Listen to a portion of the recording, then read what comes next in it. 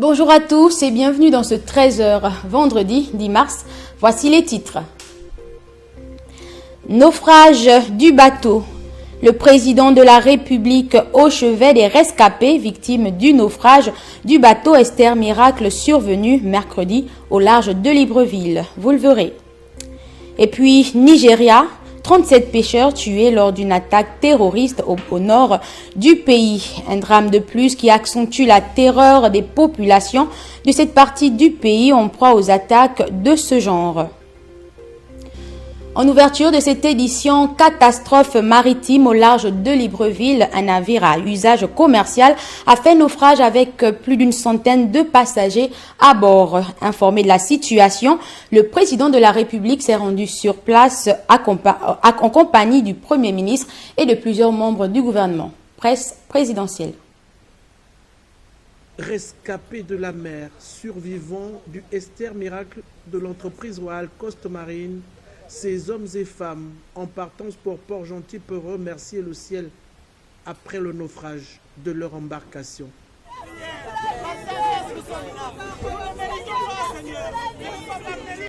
Parti de Libreville dans la nuit du 8 au 9 mars, avec plus d'une centaine de passagers et de membres d'équipage à son bord, le bateau, confronté à une voie d'eau, a chaviré au large de la capitale gabonaise.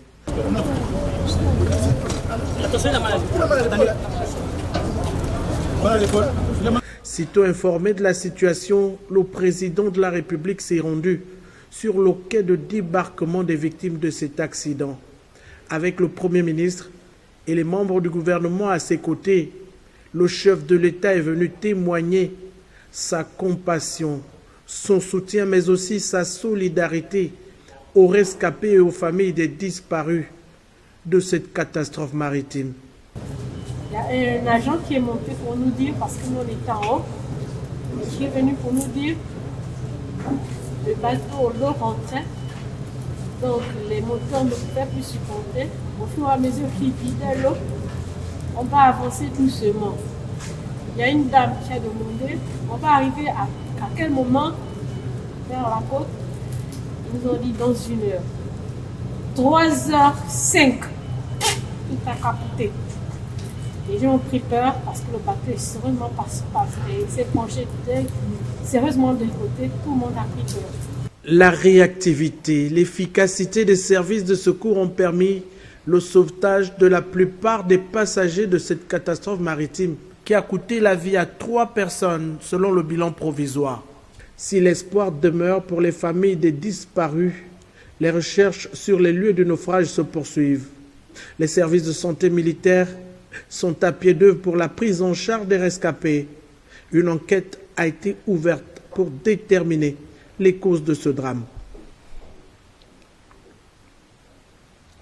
3 morts et 19 disparus, c'est le bilan provisoire du naufrage du bateau Esther Miracle survenu dans la nuit du 9.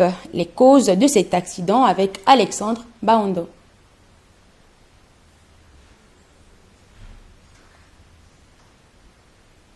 Au port molle de Libreville, l'heure n'était pas à la sérénité ce matin. De nombreuses familles venues vérifier l'état de santé de leurs suite au naufrage du navire Royal Coast qui a chaviré dans la nuit de mercredi à jeudi. Pour ces hommes et femmes, savoir un parent en danger de mort n'a pas été une expérience réjouissante. Non, ça n'a pas été facile. Depuis 2 heures du matin, je ne ferme pas l'œil. Et très tôt, à 6 heures, j'étais obligé de quitter la maison pour la marine. Essayer d'avoir un peu plus d'informations parce qu'ils étaient directement en liaison avec le bateau en question. Pour les victimes du naufrage, le début du voyage ne présageait rien de bon.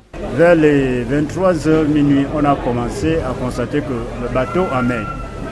Le bateau amer vers 1h. C'est comme ça que l'agent de sécurité, le gendarme qui était là, est venu dire que malgré tout, le bateau est en train d'amerder, on ne peut plus continuer parce que la marée est un peu haute et elle est violente. Donc le mieux, c'est qu'on fasse demi-tour, on retourne sur Libreville. Bon, nous tous, on était d'accord. 30 minutes plus tard, il arrive, il nous demande de mettre les gilets parce que la situation va toujours de mal en pire. La situation va de mal en pire, n'a même pas terminé. Vers 3 heures, le bateau a commencé à couler. Pour secourir ces nombreuses victimes, un dispositif sanitaire a été mis en branle. Lorsque nous avons appris la nouvelle, nous avons recoupé l'information. Lorsque l'information s'est avérée être vraie, nous avons activé notre dispositif national de réponse aux catastrophes. Nous avons donc déployé sur le terrain des secouristes, des volontaires qui sont venus en soutien à l'action du pouvoir public. C'est notre rôle d'auxiliaire du pouvoir public qu'on a dû jouer. On a disponibilisé donc des volontaires, des brancardiers, du personnel de santé qui nous aident de l'appui psycho, également le relèvement des liens familiaux. Donc ils sont sur le terrain pour justement aider, appuyer l'action des pouvoirs publics, comme je venais de le dire. Et éventuellement, il y en a qui en ce moment écoutent les victimes pour essayer de les accompagner. Il y en a également qui aident les victimes à appeler leurs parents, c'est ça le RLF, parce qu'il y en a qui veulent tout de suite après un accident comme celui-ci. Selon certaines sources autorisées, cet énième accident aux côtes gabonaises serait dû aux surcharges du navire Royal Coast, tant au niveau du fret que des passagers, ramenant ainsi à l'ordre du jour l'épineuse problématique de la sûreté des navires qui desservent les côtes gabonaises.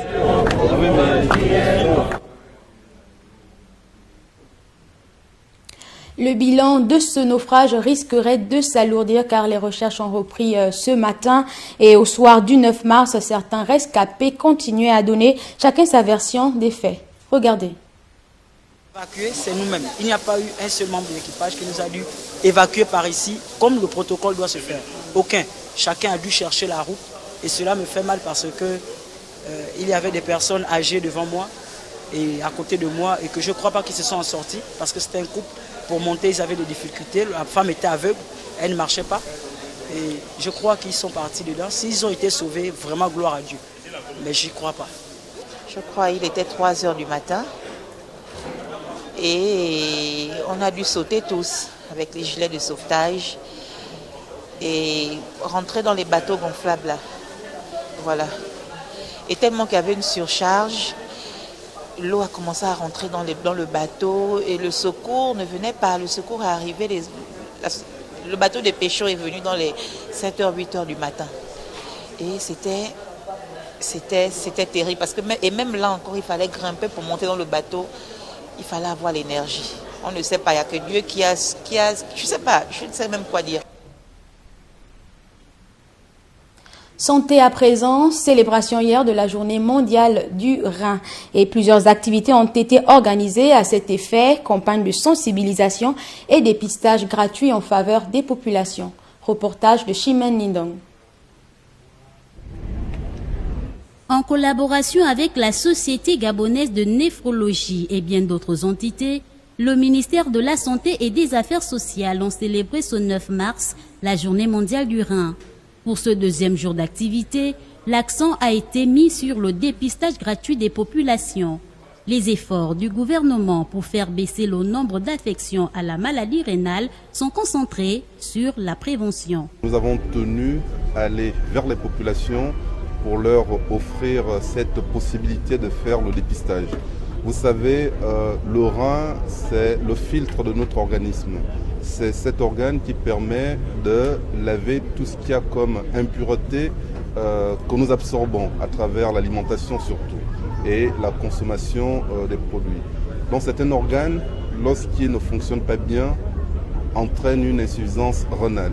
Et cette insuffisance rénale, lorsqu'il n'est pas diagnostiqué précocement, conduit à des séances d'hémodialyse. Et les séances d'hémodialyse, c'est souvent à vie.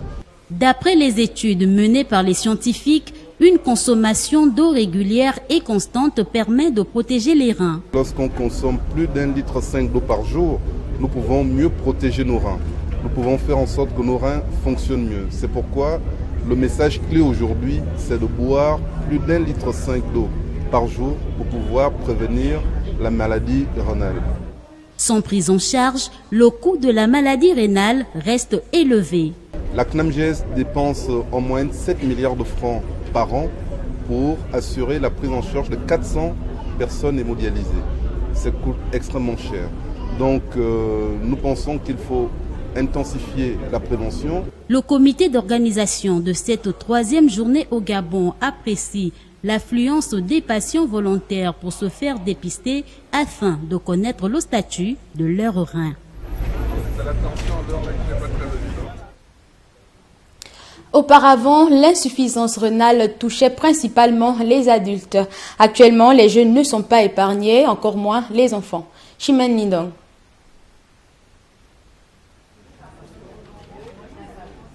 Organe qui nettoie l'organisme, le rein est au cœur d'une célébration internationale. Cet organe essentiel dans le fonctionnement du corps humain est parfois influencé par certaines maladies. Au Gabon, l'insuffisance rénale touche actuellement les adultes. Les jeunes ne sont pas épargnés, encore moins les enfants. Chez les enfants, l'insuffisance rénale est surtout causée par les infections négligées. Donc, une otite mal traitée, une sinusite mal traitée, une carie dentaire qu'on n'a pas voulu traiter peut se compliquer 5 ans, 10 ans plus tard par ce qu'on appelle des maladies glomérulaires qui vont plus tard devenir une insuffisance rénale chronique terminale. Outre les causes énumérées par le docteur Arthur Kanganga Ekomi, il y a également la présence d'une fièvre inexplicable, les jambes, les chevilles et les pieds qui s'enflent, la présence des paupières enflées au réveil, un trouble de croissance et bien d'autres sont autant de signes qui doivent attirer l'attention des parents. Rester en bonne santé est un idéal que vise toute personne, mais cela nécessite quelquefois quelques efforts personnels pour le maintien de l'organisme. Voyons ces gestes quotidiens indispensables à votre bien-être avec Estelle Amvan. Une bonne santé ne se décrète pas. Les praticiens affirment que c'est le résultat de petites habitudes quotidiennes. Si, en Occident, l'entretien du corps fait partie du quotidien du grand nombre, ce n'est pas le cas sous les tropiques. Le meilleur moyen d'entretenir l'organisme humain, c'est de faire en sorte que cet organisme vive. Et pour que l'organisme vive, il faut pratiquer une activité physique. Non seulement il faut pratiquer l'activité physique, il faut avoir une alimentation saine. Et quand on parle d'alimentation saine, il y a des choses qu'il faut faire en sorte que l'organisme ne soit pas trop intoxiqué. D'accord? C'est pourquoi dans les pays occidentaux, vous allez voir qu'ils préconisent beaucoup plus une alimentation à base de végétaux. Ils mangent de moins en moins de viande. Ils pratiquent des activités sportives à longueur de journée. Et c'est pourquoi ils ont une espérance de vie qui avoisine 80-100 ans par rapport à l'Africain.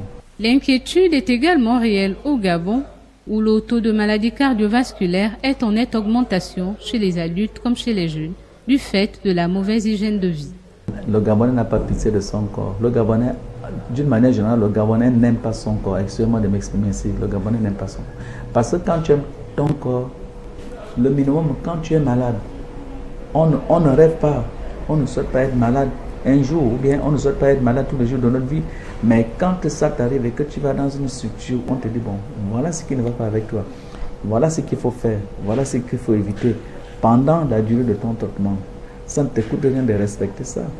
Oh, mais il y a des gens qui ne respectent pas ça, qui se disent, ah bon, moi je m'en fous. Hein. Manger au moins 5 fruits et légumes par jour, faire régulièrement de l'exercice, boire beaucoup d'eau, dormir au moins 8 heures par nuit, éviter le stress, éviter les stimulants, sont là quelques habitudes qui permettent de rester en bonne santé. Ne dit-on pas que si la santé n'a pas de prix, elle a un coût? Culture à présent, hier soir, le photographe Vlad Sokin présentait son exposition à l'Institut français du Gabon, intitulée « Les enfants de la nature, les clichés de l'artiste entre tradition et loisirs » invite les visiteurs au voyage. Carmen Ehege.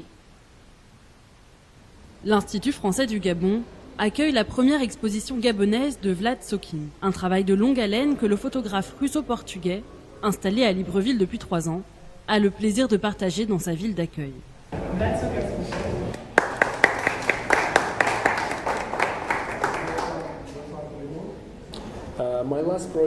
Mon dernier projet m'a pris 8 ans. Il s'intitule « Eau chaude » et illustre l'impact du réchauffement climatique dans l'océan Pacifique. C'est un grand espace du nord de l'Alaska à la Nouvelle-Zélande. Pendant 8 ans, je voyageais entre des petites îles de l'océan pour voir moi-même et montrer aux autres ce qui se passe dans ces lieux les plus vulnérables. Et donc, quelques photos de ce projet ont été incluses dans cette exposition, Les enfants de la nature. Une quinzaine de clichés sont exposés rappelant les traditions ancestrales de différents peuples, toujours au plus proche et à l'écoute de la nature. Il y a des similitudes avec nos traditions, notamment certains tableaux où je vois des personnes danser. Ils ont pratiquement le même habillage ou habillement que nous. Voilà, quoi. Je me rends compte justement que voilà, le monde est un peu pareil partout, quoi. Et c'est juste magnifique de découvrir à travers de si beaux tableaux ce qui se passe ailleurs. C'est comme si on y était. C'est très intéressant. Le message de l'artiste semble être passé. Nous sommes alors tous des enfants de la nature.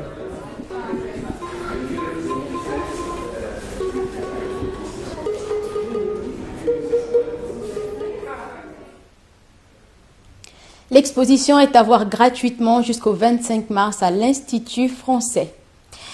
Toute autre actualité à présent à l'international, en 2020, le Rwanda a décidé de tester un nouveau dispositif qui traite les lésions précancéreuses par la chaleur, le thermocoagulateur portable. Plus mobile, moins coûteux et sans douleur, ce traitement est désormais au centre de la lutte contre le cancer du col de l'utérus, en particulier dans les zones rurales. Au Rwanda, le cancer du col de l'utérus touche 42 individus sur 100 000 et beaucoup de femmes redoutent de se faire dépister en raison de la peur et de la stigmatisation entourant cette maladie. Regardons le témoignage d'une patiente. Le jour de l'opération, je n'ai ressenti aucune douleur horrible, à tel point que cela m'a encouragée à dire à mes amis d'aller se faire dépister. C'était une douleur supportable, je n'ai passé que 30 minutes dans la salle d'opération, puis tout est rentré dans l'ordre.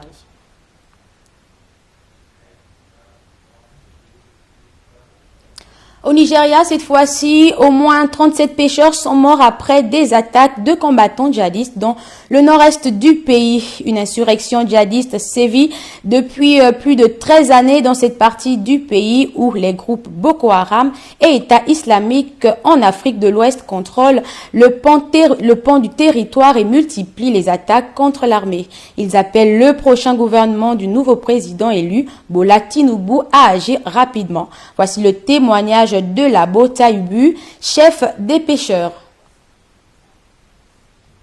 Vérité à Dieu, nous sommes fatigués de cette situation qui dure depuis plus de 10 ans maintenant.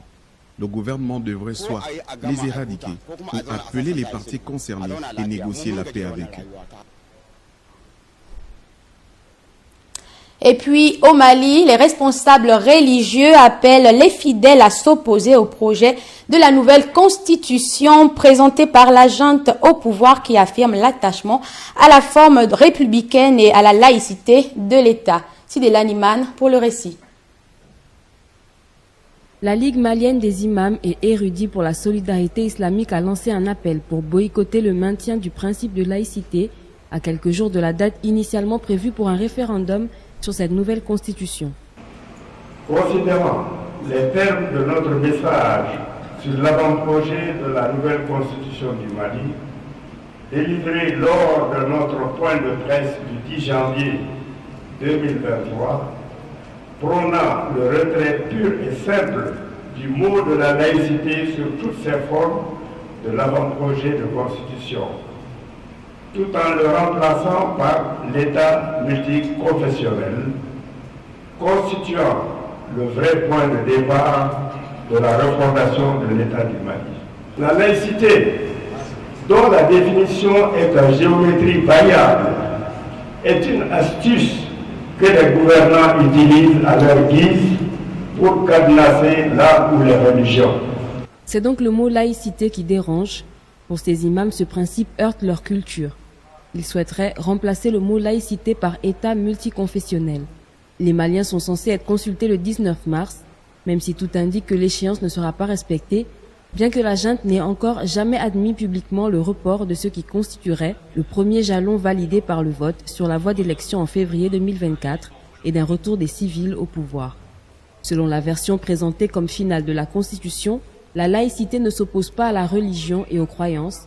Elle a pour objectif de promouvoir et conforter le vivre ensemble fondé sur la tolérance, le dialogue et la compréhension mutuelle. La population malienne et musulmane dans son immense majorité, la Ligue malienne des imams, organisation jouissant d'un fort crédit, a affirmé que cette nouvelle constitution est une astuce que les gouvernants utilisent à leur guise pour cadenasser la ou les religions. La Ligue exhorte solennellement tous les musulmans patriotes à voter contre. Faire du sport est bon pour la santé, mais comment une activité physique sportive et régulière améliore-t-elle la santé et maintient-elle en forme? Maya Meza.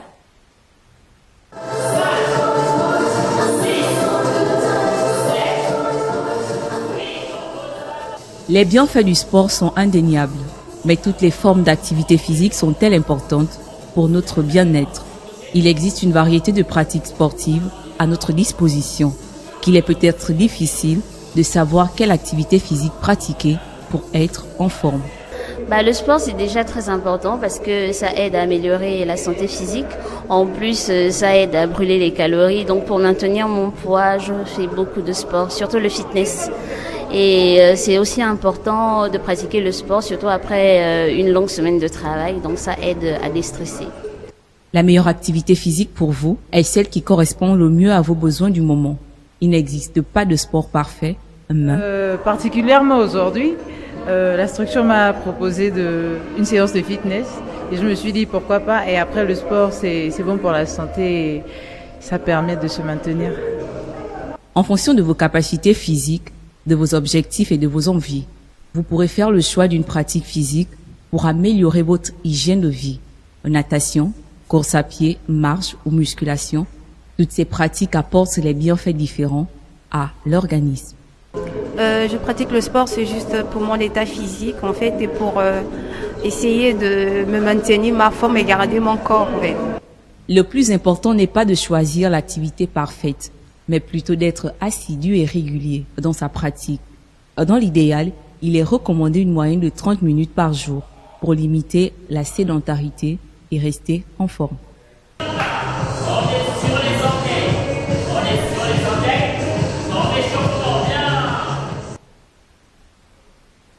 Et c'est la fin de cette édition d'information. Merci de l'avoir suivi.